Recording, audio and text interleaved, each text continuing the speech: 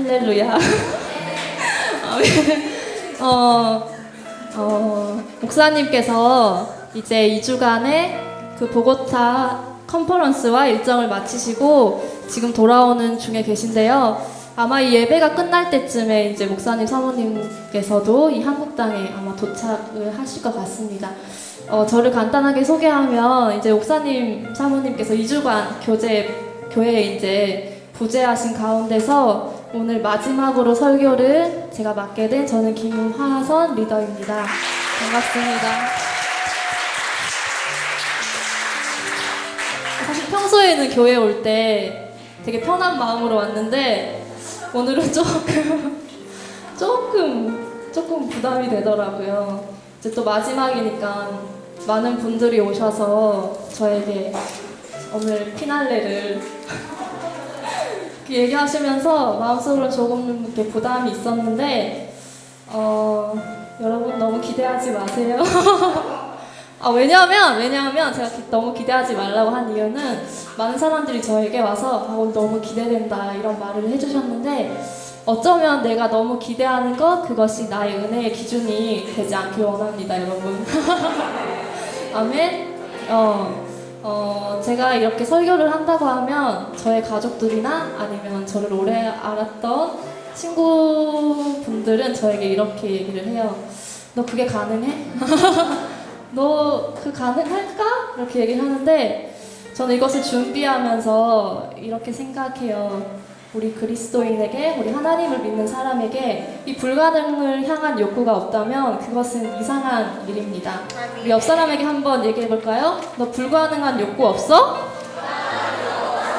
이상한 애구나. 여러분, 불가능을 향한 이 욕구, 이것은 우리에게 너무나 당연한 일입니다. 우리 오늘 같이 설교 감사합니다. 네, 그런 리액션을 저는 원했어요. 오늘 우리 같이 설교 본문을 읽기 원하는데요. 사사기 7장 1절에서 8절 말씀입니다. 저가 먼저 그리고 여러분이 같이 함께 말씀을 읽겠습니다. 제가 먼저 읽겠습니다. 여룻바알이라 하는 기드온과 그를 따르는 모든 백성들이 일찍이 일어나 하룻샘 곁에 진을 쳤고 미디안의 진영은 그들의 북쪽이요 모래산 앞 골짜기에 있었더라.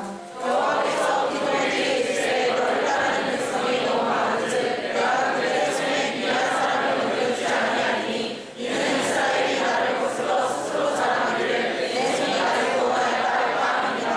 이제 너는 백성의 귀에 외쳐 이르기를 누구든지 두려워 떠는 자는 길앗산을 떠나 돌아가라 하라. 하시니 이에 돌아간 백성이 22,000명이요 남은 자가 10,000명이었더라. 여호와께서 또 기드온에게 이르시되 백성이 아주 많으니 그들을 인하여 물가로 내려가라. 거기서 내가 너를 위하여 그들을 시험하리라. 내가 누구를 가리켜 내게 이르기를 이 사람이 너와 함께 가리라 하면 그는 너와 함께 갈 것이요 내가 누구를 가리켜 내게 이르기를 이 사람 너와 함께 가지 말 것이냐 하면 그는 가지 말 것이냐 하시니라.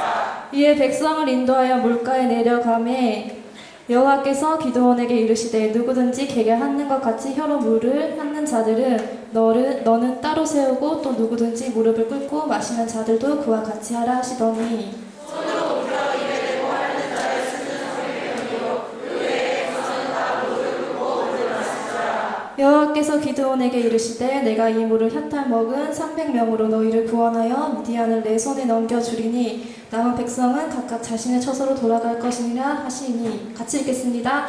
이에 백성이 양식과 나팔을 손에 든지라 기드온이 이스라엘 백성 각각 그의 장막으로 돌려보내고 그 300명은 머물게 하니라. 미디안 진영은 그 아래 골짜기 가운데에 있었더라. 아멘. 제가 이제 공교롭게도 최대현 리더님이 주일날 일부 설교로 이 사사기 6장 말씀을 해주셨어요. 이제 부르심에 하나님 부르신 사람 이라는 주제로 했는데 제가 그 후속을 잇는 것 같아요. 그래서 사사기 강해를 꼭 하는 것 같죠. 이것을 이제 준비를 하면서 믿음의 삶에 다가가라는 오늘 주제로 여러분과 이야기를 나누고자 하는데요. 최대현 리더가 주일날 말했어요. 부르심에 하나님 부르신 사람은 이런 사람이다. 제가 그렇다면은 여러분들은 다 하나님이 부르신 사람이기 때문에 누구나 어떤 기도 응답이나 그 기적의 자리에 나아가고자 하는 그런 소망이 있을 거예요. 그다음에 제가 이제 며칠 전에 그 톨드에 앉아서 이렇게 있는데 좀 여유로운 시간이었거든요. 근데 그때 어떤 여자랑 남자랑 들어오더라고요. 근데 너무 쪼이네요 이게. 한 남자랑 여자가 너무 들어오더니 대화를 시작하는 거예요. 대화를 시작하더니 제 옆에서 이제 가만히 제 옆자리에 앉았어요. 제가 원래 자주 앉아있는 테이블 아시죠? 그 진열대 옆에 그 책상에 저는 앉아있고 또 그 사람이 별로 없었을 때인데 또 제 옆 테이블에 앉아서 대화를 하더라고요. 그래서 저도 뭐 제 할 일을 하다 보면 사실 옆에 있는 가까운 사람이라도 그 대화의 소리가 잘 들리지 않잖아요. 근데 막 이제 저도 막 할 거 하고 있고 두 분은 막 한참 열심히 얘기를 하는데 갑자기 그 여자분이 얘기를 하기를 교회 얘기를 꺼내는 거예요. 교회 얘기를 꺼내더니 제가 그때부터 귀가 쫑긋한 거예요. 마치 아무 소리도 안 들렸는데 교회라는 단어가 들리자 꼭 귀에 확성기를 댄 것처럼.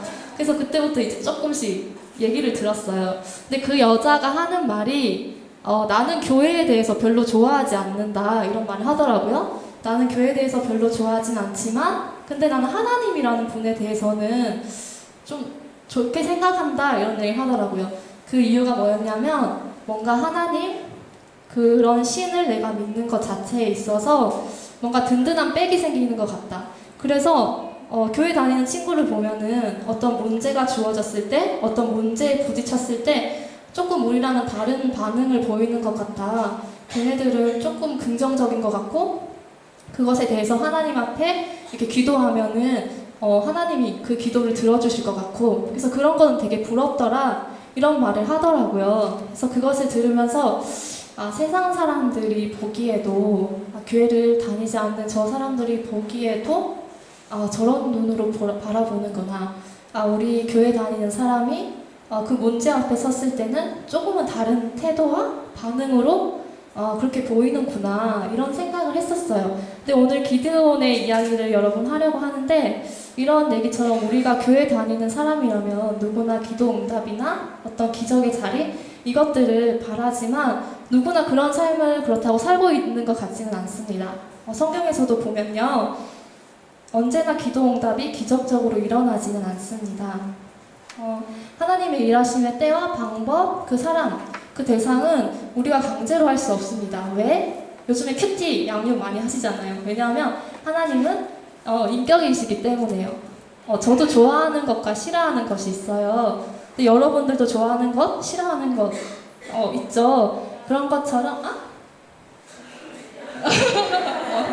좋아하는 것과 싫어하는 것 있어요. 왜냐하면 저도 인격이 있기 때문에 그것이 인간의 본성이기 때문에 그런데 오늘 이 기도원의 얘기를 보면서 하나님은 이러한 사람을 또 하나님은 이런 것을 좀 좋아하시고 이러한 것은 좀 싫어하시는구나 이런 걸 보면서 좀 느낄 수가 있었고 그래서 우리가 이 기적의 삶에 다가가려면 이 하나님의 기적을 보려면 이러한 것에 조금 우리가 하나님이 좋아하시는 이런 행동들 이런 태도와 반응을 가지면 우리도 그 기적을 볼 수 있을 줄로 믿습니다. 네.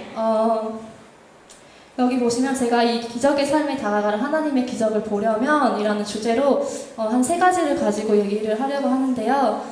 첫 번째는 우선 기도원의 사건을 보면서 제가 이야기하겠습니다. 첫 번째는 기도원의 이름이 아니라 여룻바알이라는 이름으로 삶의 문제에 맞서라입니다. 기도원은 원래 태어날 때부터 가지고 태어난 이름이고 이 여룻바알이라는 이름은 그가 하나님을 믿기로 결단함으로써 그가 믿었던 그의 우상을 자기 손으로 부수고 넘어뜨리고 그럼으로써 얻어진 바알, 그러니까 즉 다투는 자, 맞서는 자 이런 이름이거든요. 여룻바알이 그 이름으로 이 기드온의 인생이 어쩌면 달라졌습니다. 전쟁에 나가려면요 어떤 경험이나 어떤 지식이 있어야지 조금 마음이 뭐라고 했지? 여러분도 처음 해보는 일을 딱 시키면 어때요? 떨려요, 그쵸? 떨려서 저는 어쩔 때는 떨리거나 무섭고 이래가지고 하기 싫다 하기도 그러는데 사실 이 예배를 준비할 때도 많이 떨렸어요. 많이 떨려가지고 원래 제가 할 게 아니고 원래는 영상 설교였거든요. 근데 목사님이 영상 설교를 하신다 할 때부터 왠지 마음에 그 영상 설교는 왠지 없을 것 같은 거예요. 목사님을 못 믿는 게 아니라 너무 바쁘시고 또 하필 그때 이 눈이 영상을 찍으실 수 없는 그런 상황인 것 같았어요. 그래서 속으로 생각했어요. 저 왠지 영상 설교 저거 왠지 불가능할 것 같은데 이러면서 왠지 우리 중에 한 명이 해야 될 것 같은데 그런 생각을 했었어요. 그래가지고 아니나 다를까 일주일 전에 야 영상 설교 못하겠다 너희 중에 아무나 해라 이러는 거예요. 근데 리더 모임 때 이제 한참 막 피자를 먹고 배가 부르고 조금 자신감이 생겼어요. 그래가지고 누가 할래 이래서 조금 소심하게 그래도 소심하게 누군가 해야 한다면 제가 하겠습니다. 이러고 이제 하게는 됐는데 이게 시간이 갈수록 그때 그냥 영상 설교를 하게 이렇게 했어야 되나? 그런 생각도 들었지만 아닙니다. 오히려 하나님께서 아닙니다. 목사님께 감사합니다. 이런 기회를 주셔서 그쵸. 근데 이 기도원도 마찬가지로 이 전쟁에 대해서 어떠한 경험이나 지식이 없었어요. 그래서 얼마나 두렵겠어요. 그리고 한편으로는 조금 소심하게 이렇게 숨어 있었는데 이 기도원이 하나님의 그 부르심에 확신을 갖고 응답을 하게 된 계기가 생겼어요. 그 양털뭉치 이 사건이라는 그것을 통해서 기도원이 하나님의 부르심에 이제 확신을 갖고 그 전쟁을 위해서 나아갑니다. 그런데 이 하나님께서 그 기도응답을 주셨잖아요. 어쩌면 이 기도응답이 기도원에게는 은혜였어요. 그쵸? 근데 여러분은 하나님이 은혜를 왜 주시는 것 같아요? 은혜, 여러분들이 막 은혜 받았어 막 이러잖아요. 근데 하나님이 이 은혜를 왜 주실까요?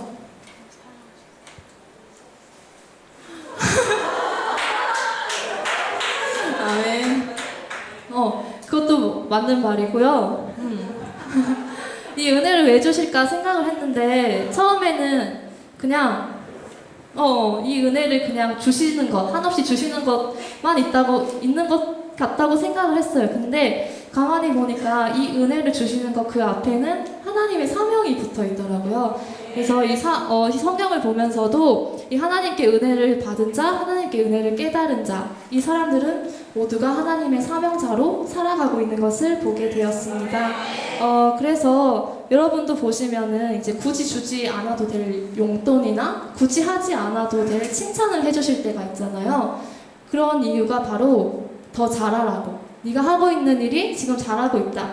네가 하고 있는 거 지금 너의 삶에 유익하다. 그러니까 넌 더 잘하라고 그것을 격려하기 위해서 이런 칭찬이나 이런 것들을 해줍니다. 그것은 굳이 우리가 요구하지 않아도 그렇게 할 때가 많은데 하나님도 마찬가지인 것 같아요. 네가 하고 있는 일, 네가 지금 나에게 순종하고 네가 나의 말씀대로 사는 거, 네가 하고 있는 일이 나를 기쁘게 한다.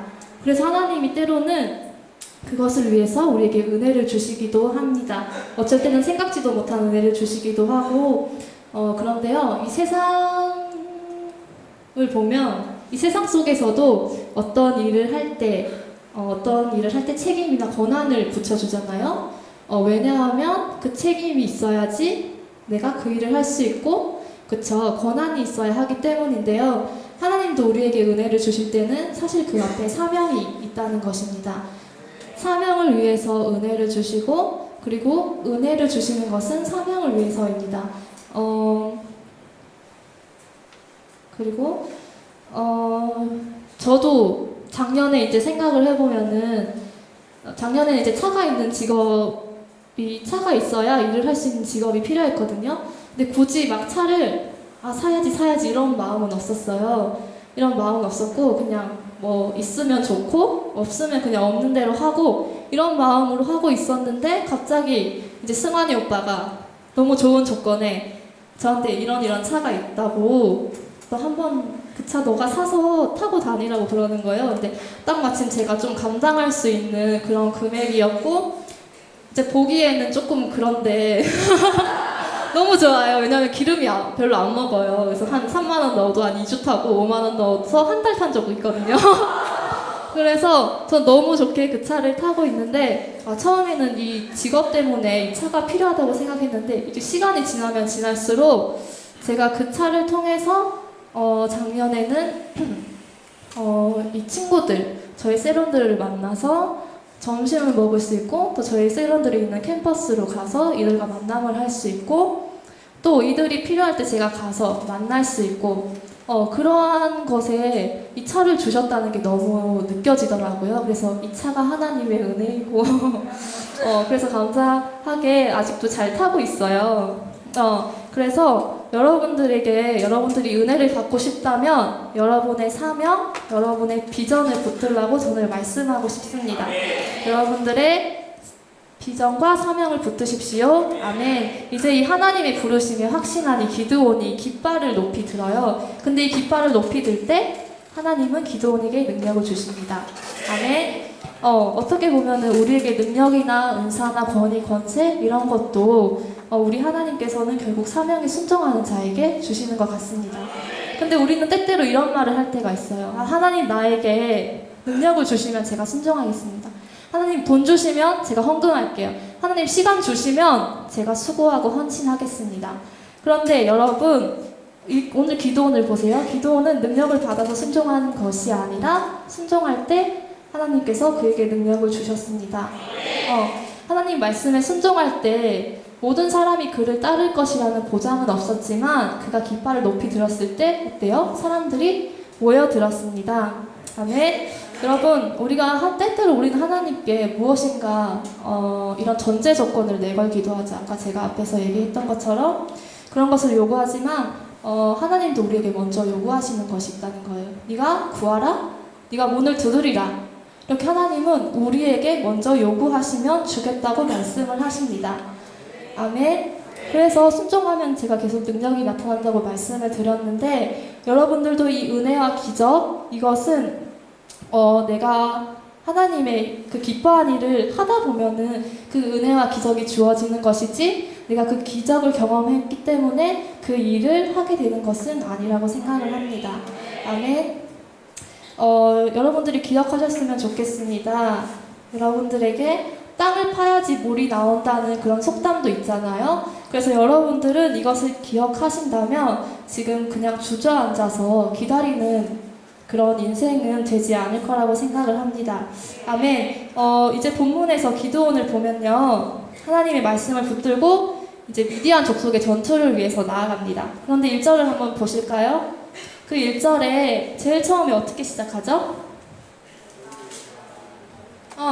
여룻바알이라는 기드온이 뭐뭐뭐 하더라. 이렇게 말씀이 시작되고 있어요. 그쵸? 왜 그 기드온이라는 이름 앞에 여룻바알이라는 이름을 앞세워서 말하고 있을까요?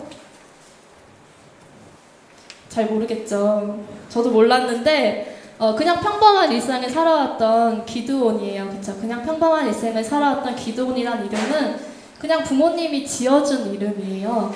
그런데 그 하나님을 믿기로 결단하고 그 스스로 자신의 뒷마당에 있는 그 우상을 무너뜨리고 부서뜨림으로 인해서 전혀 새롭게 삶을 살게 된 그 사람이 바로 여룻바알이라는 사람입니다. 아멘. 기드온이라는 그 인생을 보면요. 그의 아버지가 우상을 만들고 그리고 우상을 너무 섬기는 일을 열심히 하고 그래서 사람들이 그 우상을 보고 예배를 하러 오고 그런 우상을 섬기는 일에 이제 앞장섰던 그런 집안의 아들이었다면은 여룻바알은 어때요? 그 뒤편에 있는 우상을 부서뜨리고 무너뜨리고 하나님을 믿기로 결단한 사람 여룻바알이었습니다. 하나님은 기드온이 아니라 여룻바알이라는 이름으로 그 문제에 맞섰을 때 하나님은 역사하셨습니다. 아멘. 우리도 보면요. 여러분들은 지금 생각해 보셨으면 좋겠어요. 여러분은 그냥 나에게 주어진 이름 이것으로 살아가고 있는지 아니면 내가 그 믿음 안에서 나의 결단 안에서 그것을 통하여서 나의 삶으로 얻어진 이름으로 살아가고 있는지 여러분 한번 생각해 보셨으면 좋겠어요. 주어진 이름이랑 얻어진 이름이랑은 다른 것입니다. 베드로를 보면요. 시몬 베드로는 원래 태어났을 때는 시몬이라는 이름을 가지고 있었죠. 시몬이라는 이름은 그의 부모님께서 지어준 이름이에요. 그가 믿음이 있던 없던, 그가 어부였던 아니면 또 다른 직업을 가졌던 그는 그냥 시몬이었어요. 근데 그가 어떻게?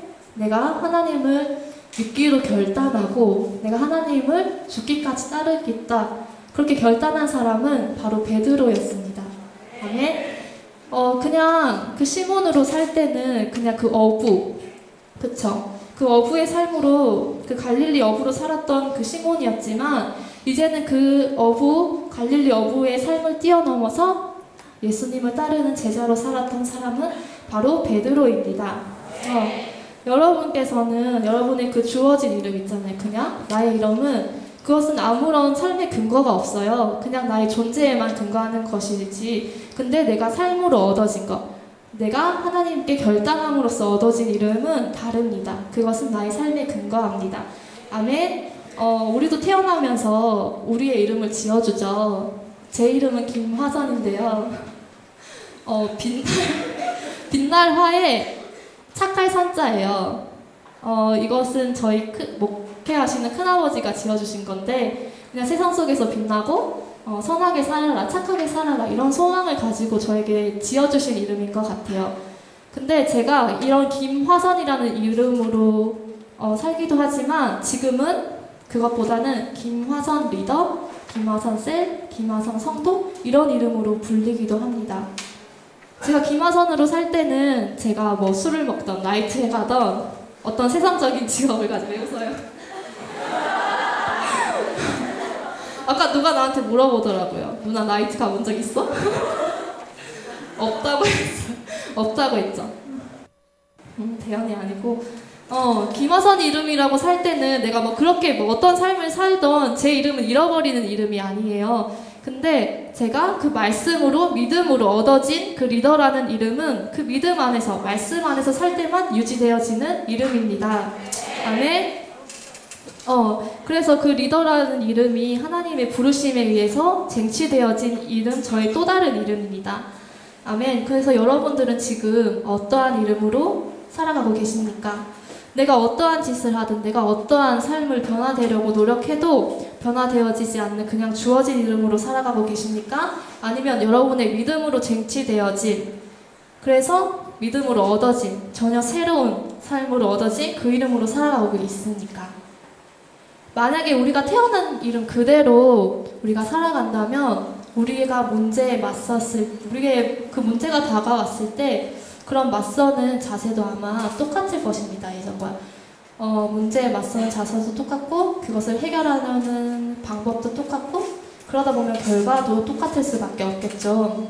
하지만 기드온이 아니라 여룻바알로 그 인생의 문제에 맞서면 거기에는 내 모습에 있을 땐 없었던 기적이 하나님에 의해서 주어집니다. 아멘. 여러분들도 혹시 이 가운데 내가 그냥 주어진 이름으로만 살아가고 있다, 아니면 내가 아니면 이 얻어진 이름으로 살아가고 있지만 이것을 위해서 내가 이것을 유지하기 위해서 노력하는 분들이 있다면 여러분들 더 많이 노력하시고 그 이름을 잃어버리지 않았으면 좋겠습니다. 아멘. 그리고 두 번째입니다. 하나님의 기적의 삶에 다가가려면 하나님을 신뢰하며 살 것인지 내 경험, 숫자, 능력 이것을 경험하며 살 것인지 이 시간 결단하기 바랍니다. 만약 우리가 기적을 보기 원한다면 우리는 무엇에 의지해야 될까요? 맞습니다. 바로 하나님입니다. 이 이스라엘 발음이 잘 안 나네요. 이스라엘을 침략한 미디안 족속의 숫자가 여기 몇 명이라고 나와 있죠? 대략 13만 5천 명이었다고 기록되어지고 있는데 그중 상당수는 낙타부대였대요. 여기 최대현 리더랑 닮은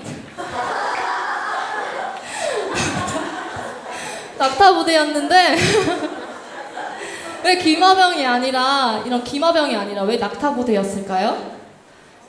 맞아요. 이 지역이 지금 전쟁을 하고 있는 이 지역이 물을 얻기가 되게 힘든 지역이래요. 그래서 오래 걸어서 물을 얻으려면 너무 힘들잖아요. 그래서 이 낙타가 오래 걸을 수 있대요.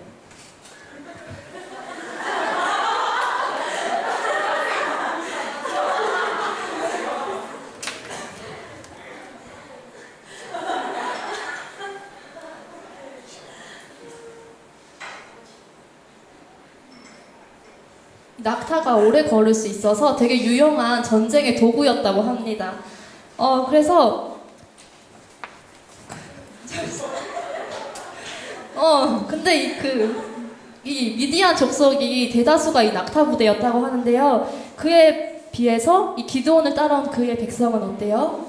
아무것도 없어요. 뭐 낙타도 없고 말도 없고 그냥 뛰어서 그 전쟁을 왜요 언니?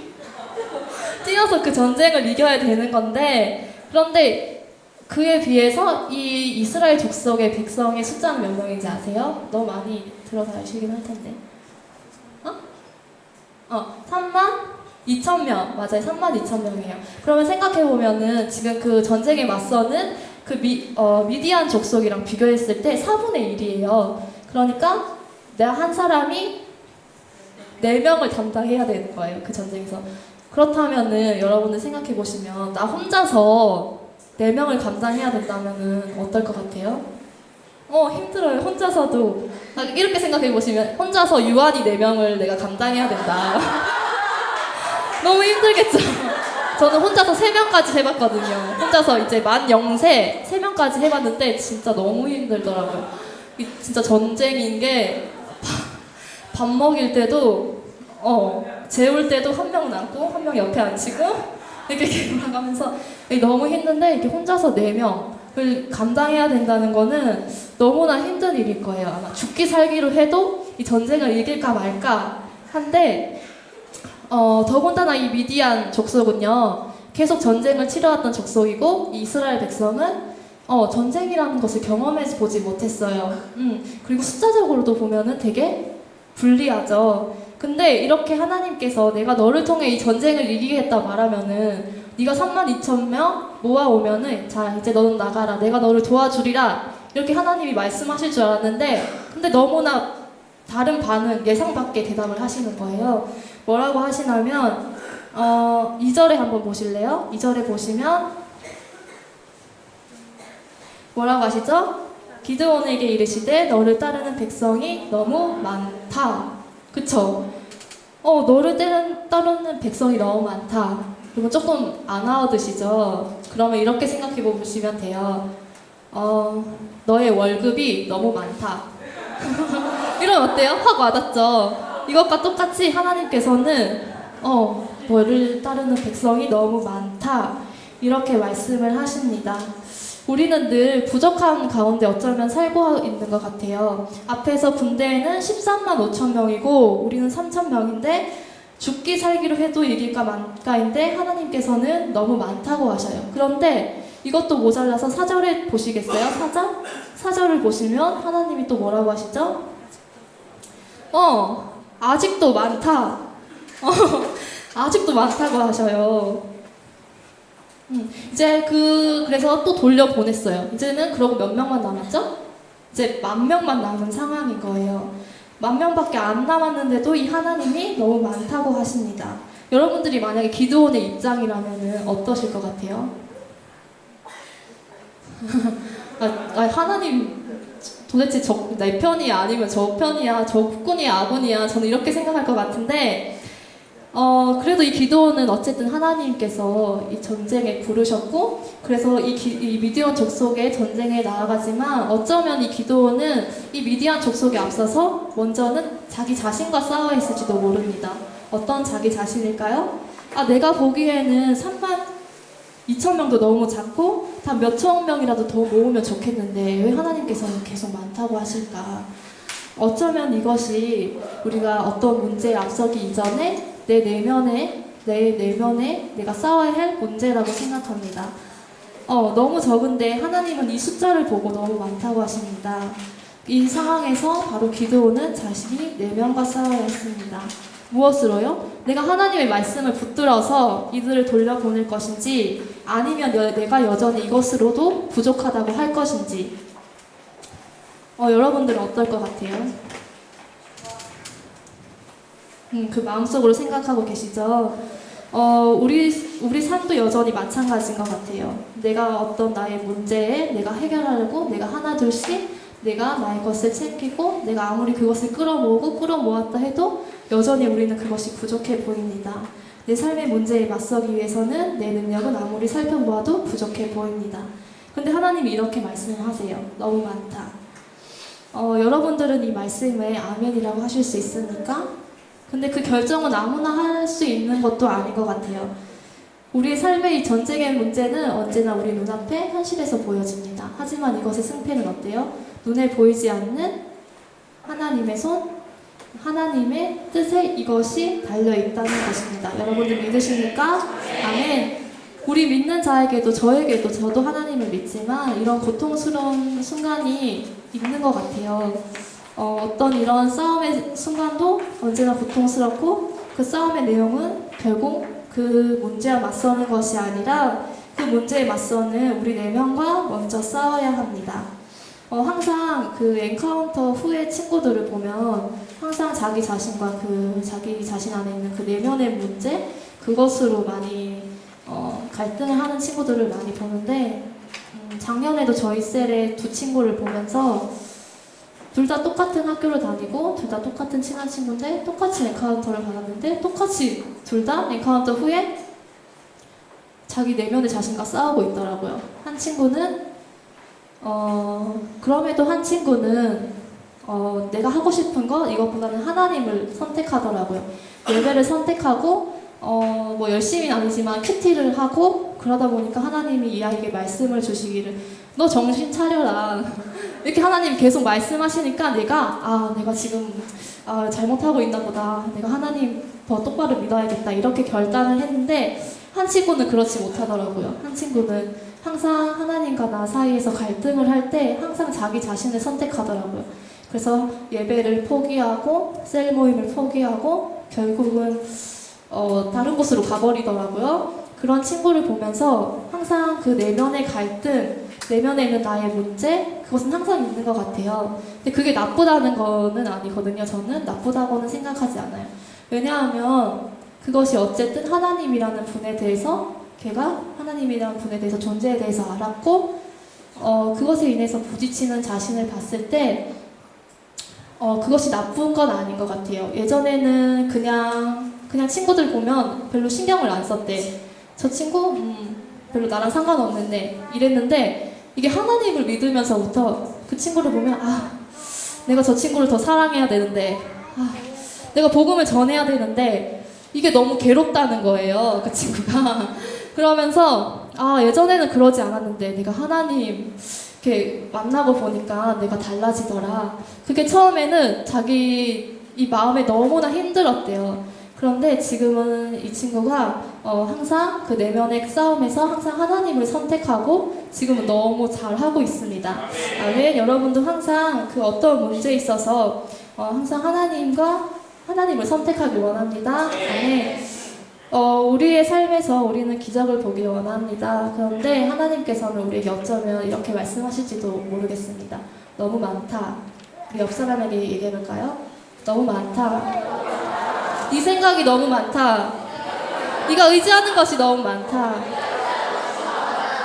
네가 여차하면 뒷구멍 칠 그 뒷구멍이 너무 많다. 뒷구멍이 너무 많다. 분명히 숫자로 싸워서 이겨야 할 전쟁터인데 숫자가 너무 많다고 말씀하시는 이 하나님은 어쩌면 네가 진짜 나를 의지할 것인지 아니면 네가 나에게 순종한다고 하면서 네가 그 숫자를 의지할 것인지 어쩌면 하나님은 우리에게 이것을 질문하시는 걸지도 모릅니다. 우리가 기적을 보려면 우리는 최소한의 조건조차도 내려놓을 수 있어야 합니다.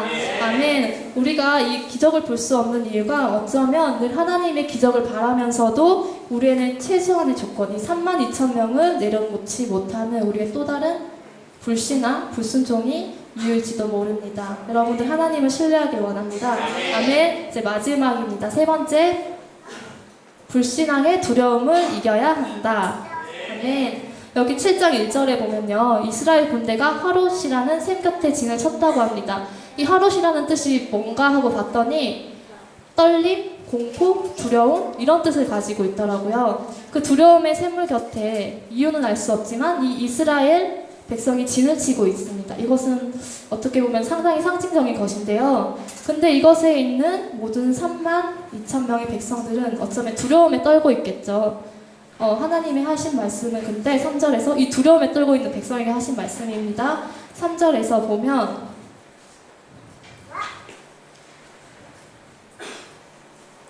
뭐라고 하시죠? 누구든지 두려워 떠는 자는 길르앗 산을 떠나. 하나님이 말씀하십니다. 누구든지 두려워서 떠는 자는 돌아가라. 여기서 두려워 떨다라는 동사가 바로 하랏인데요. 하랏.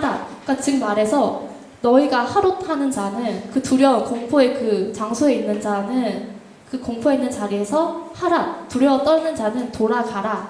이런 말씀입니다. 여러분 두려워 떨면서 숨면서 이렇게 지내던 기드온도요. 그 하나님의 부르심에 두려웠지만 어때요?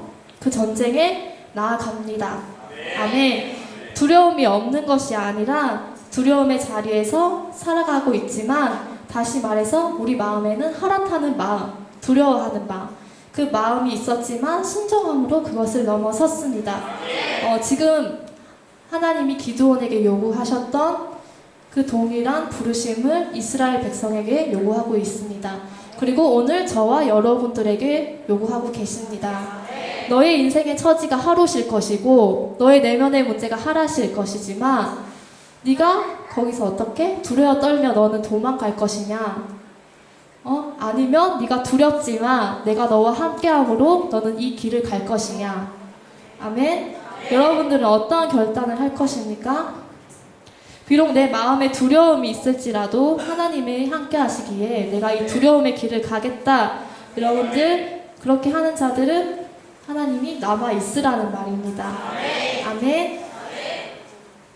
이 전쟁은 하나님이 도우시는 것이 아니라 하나님께서 이끌어 가시는 전쟁입니다. 아멘. 하나님이 이스라엘 백성에게 그 지원군으로 와 계신 게 아니라 내가 이 전쟁의 지휘관이고 내가 이 전쟁의 왕이다. 그러니 너희 이스라엘 백성은 이 전쟁에 와라. 이 이스라엘 백성을 어쩌면 초청한 것입니다. 아멘. 그렇기에 우리에게 두려움의 숫자 이것이 적어도 우리는 하나님께서 이 전쟁을 책임지실 것이라는 것을 믿음으로 여러분들 받아야 됩니다. 아멘. 그래서 여러분들은 두려워 떨지 말고 하나님이 주신 마음으로 어쩌면 조금 평안한 마음을 가지고 그 평안한 마음이 있었으면 좋겠습니다. 근데 여기서 보면요, 믿음의 사람들에게 요구되어지는 반응과 태도를 여기서 볼 수가 있는데요. 이렇게 말할 수도 있겠죠. 아니, 우리는 죽어라 뛰어서 저 전쟁이 이래야 되고 저들은 말, 낙타 이런 걸 타고 있는데 하나님 두렵지 않겠어요? 그러면 하나님께서 뭐라고 말씀하시냐면 두려워 말라. 내가 너와 함께한다. 옆 사람에게 말해볼까요? 나는 낙타와 함께하지 않는다. 나는 말과 함께하지 않는다. 나는 숫자와 함께하지 않는다. 나는 약속의 말씀, 약속의 언약을 붙드는 자와 함께한다. 아멘. 저희 셀에도 보면요, 얼마 전까지만 해도 언제지? 이거 송구영신 예배 전까지만 해도 항상 흔들리는 친구가 있었어요. 내가 여기 남아야 되나? 내가 떠나야 되나? 나는 그러면 방학 때는 그냥 알바 자리 있는 곳으로 알바 그 비를 벌 수 있는 곳으로 그냥 잠깐 떠나 있을까? 항상 이렇게 고민하는 친구가 있었어요. 근데 이 친구가 그때 언제지? 그 12월 31일 그 송구영신 예배로 하나님의 언약의 말씀을 받은 거예요. 참 신기하게도 그 친구가 그 순간에도 갈등을 하고 있었던 거예요. 내가 여길 떠나야 되나? 내가 남아야 되나? 이렇게 갈등을 하고 있었던 친구인데 그날 하나님이 주신 말씀이 내가 너의 아비가 되고 너는 나에게 딸이 되어서 내가 너와 지금부터 영원한 언약을 세우리라. 이렇게 말씀하신 거예요. 그 친구가 그 말씀을 딱 붙들고 거기서 결단을 한 거예요. 나 여기 남을 수밖에 없구나. 난 여기 심지어는 말씀에 너는 여기 심기어졌느니라. 이런 너무 정확한 말씀을 주셔가지고 걔가 언니 제가 사실 내가 말하지 못했던 고민이었거든요. 말하지 못하고 혼자 이제 속으로 계속 그런 고민을 하고 있었는데 그날 말하더라고요. 사실 내가 이런 고민을 하고 있었는데 하나님이 이런 언약을 주셨어요. 저 이거 붙들고 싶어요. 이렇게 고백을 하더라고요. 여러분들 숫자를 보면 우리의 현실을 보면 누구나 두려워할 것이에요. 근데 하나님도 인정해요. 네가 두렵나? 두렵겠지. 그러나 너는 두려워 말라. 왜? 내가 너희와 함께 하니까. 우리가 객관적인 상황이 좋아져서 이 두려움을 넘어서는 그것은 믿음이 아닙니다. 그것은 믿음이 없이도 저 세상 사람들도 다 할 수 있는 거예요. 그런데 우리는 객관적인 상황이 나아질 것이 없는데 그래 한번 해보자. 그래 기뻐하자. 그래 내가 한번 해보자. 이런 반응? 이런 태도를 보이는 거 이거는 믿음이 없으면 어쩌면 조금 힘든 것일 것입니다. 진짜 믿음은 어쩌면 상황이 나쁠 때 좋지 않을 때 요구되어지는 것입니다. 눈에 보이는 것을 가지고 믿는 것은 믿음이 아니라 그냥 인정하는 거죠. 그것에 대해서. 그래서 본문에서 우리는 하나님의 눈으로 보는 것에 좌우될 것이냐 아니면 약속의 말씀에 네가 좌우될 것이냐 아니면 네가 그 숫자적인 그 우월한 것에 네가 좌우될 것이냐 아니면 넌 나의 약속의 말씀에 좌우될 것이냐 이렇게 하나님은 묻고 계십니다. 이것을 보면서 모세가 보냈던 12명의 정탐꾼을 생각하게 됐는데 그들도 똑같은 것 같아요. 똑같이 그 땅을 봤어요. 가나안 족속 땅을 봤는데 이것을 보고 온 후에 두 파로 나뉘어졌어요. 그 10명은 그 땅을 보고 와서 그들은 크다. 그들은 많다. 우리가 죽게 되었다. 우리는 그 땅을 차지할 수 없다. 맞는 말을 했어요. 너무나 맞는 말을 했고 너무나 정확한 진단을 하고 왔어요. 하지만 하나님 보시기에 그거는 불신앙이었어요. 불순종이었어요. 근데 또 다른 2명은 어때요? 그들은 많다. 그래, 그들은 많고 그들은 우리보다 크다. 그러나 그들은 우리의 밥이다. 왜? 하나님이 그 땅을 주시기로 하셨으니까요. 그 10명은 어쩌면 사실 그들이 보고 눈으로 본 그 사실 위에 그 판단을 두었다면 이 2명은 그 사실이 아니라 하나님의 말씀 위에 그 마지막 판단을 두었습니다. 아멘. 여기서 보면 하나님도 이 이스라엘 백성에게 무조건 다 이 전쟁에 끌어모았지만 불러놓고 나서는 두려워하는 자들은 돌아가라 이렇게 말씀을 하십니다. 이것이 이스라엘 전쟁의 원칙이었습니다. 여러분들에게도 돌아갈 자유가 있어요. 그쵸? 왜냐하면 하나님도 그것을 비난하지 않으시고 하나님도 그것에 우리에게 자유를 주십니다. 그렇지만 하나님 말씀하세요. 돌아가는 자? 그렇다면 거기서 이것에 동참하지 않는 자는 어쩌면 기적도 볼 수 없는 것이다. 아멘. 결국은 저도 보면은 제 마음에 동기가 부여되어지고 어떤 동기가 되는 것에만 제가 참여하는 만큼 일하고 있지 않은가, 내가 이 사역을 하고 있지 않은가 그런 부분도 사실 보게 돼요. 그렇다고 하나님께서 이 모든 전쟁에 내가 다 참여하지 않는다고 그것을 책망하진 않으시지만 분명한 거는 우리가 참여하지 못한 부분에서는 우리가 하나님의 기적을 볼 수 없다는 것입니다. 아멘.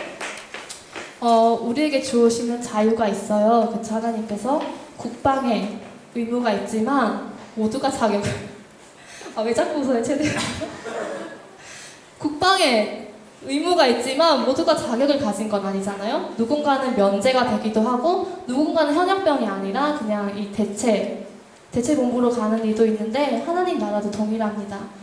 누구나 하나님 나라에 동참하는 것이 마땅하지만 그 불신과 두려움을 기준으로 그것을 동참한다면 어때요? 그곳에서 너는 기적을 볼 수 없다. 그렇지만 네가 그 두려움을 이겨내고 그래도 네가 이 길을 가고자 하는 자들은 어때요? 하나님이 함께 하십니다. 아멘. 저도 보면은 셀을 하다 보면은 한 명이라도 더 데려가고 싶고 한 영혼이라도 더 함께 하고 싶고 어떨 때는 한 손이 더 이렇게 부족함을 느낄 때 있잖아요. 특히 밥할 때. 그럴 때는 아니지만 이렇게 한 사람이 되게 아쉬울 때가 많이 있습니다. 근데 저는 그 사람을 다 끌어서 갈 능력이나 어떤 지혜나 어떤 힘도 저에게는 있지 않은 것 같아요. 참여하는 것은 그것은 우리의 자유이지만 분명한 것은 참여하지 못한 것에서는 하나님의 기적은 볼 수 없다는 것입니다. 쉽게 얘기해서 먹은 사람만 배부르지 그냥 구경하는 사람은 그 배부름을 모른다는 거예요.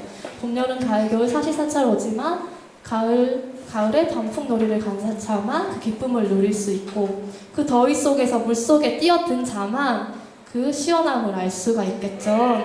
아멘. 그것도 마찬가지인 것 같아요. 기도도 하는 거, 기도하지 않는 거, 그건 나의 자유예요. 그쵸? 큐티하는 거, 큐티하지 않는 거 자유예요.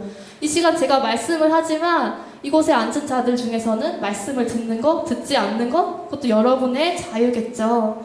그렇지만 하나님은 그 말씀을 믿음으로 받는 자에게 말씀의 역사가 일어난다고 합니다. 아멘? 너무나 좀 자유롭고 공평한 법칙인 것 같아요. 어떻게 보면. 여러분들은 어떠한 길에 서길 원하십니까? 오늘 이 하나님의 그 두려움의 자리에서 이제 내가 편안하게 지내겠다. 아니면 그 편한 길을 선택하시겠습니까? 아니면 내가 두려워도 내가 이 길을 가겠다. 이 길을 선택할 것입니까? 저는 여러분과 함께 두려워도 함께 이 길을 가고 싶어요. 아멘.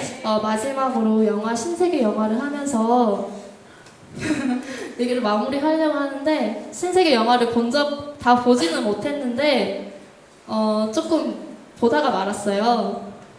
신세계에서 그렇게 말하죠. 기적의 삶,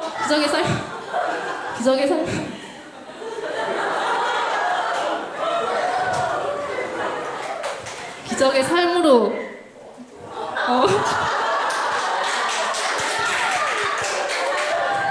들어와.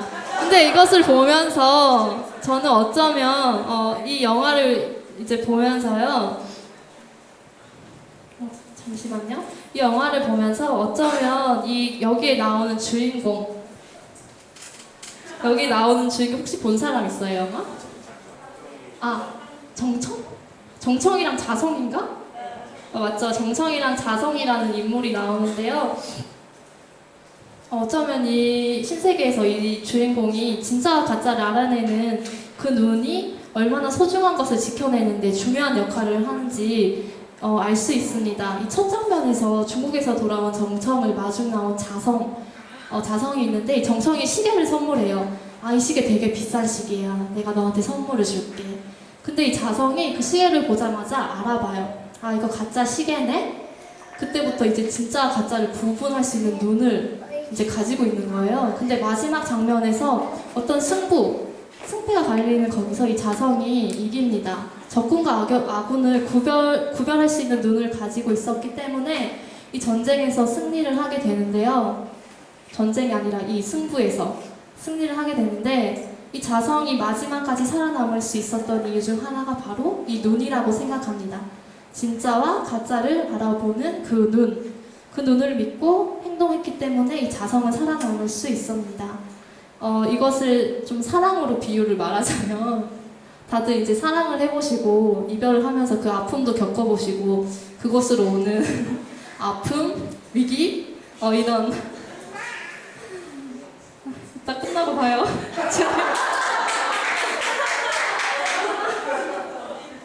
아픔, 위기, 갈등 이 부분이 어쩌면 진짜와 가짜를 내가 구분하지 못해서 오는 것일지도 모릅니다. 내 감정이 이게 진짜였는지 그게 순간 내가 이 감정이 어쩌면 나의 분위기에 끌려서 내가 그렇게 한 건지 구분을 못하는 거죠.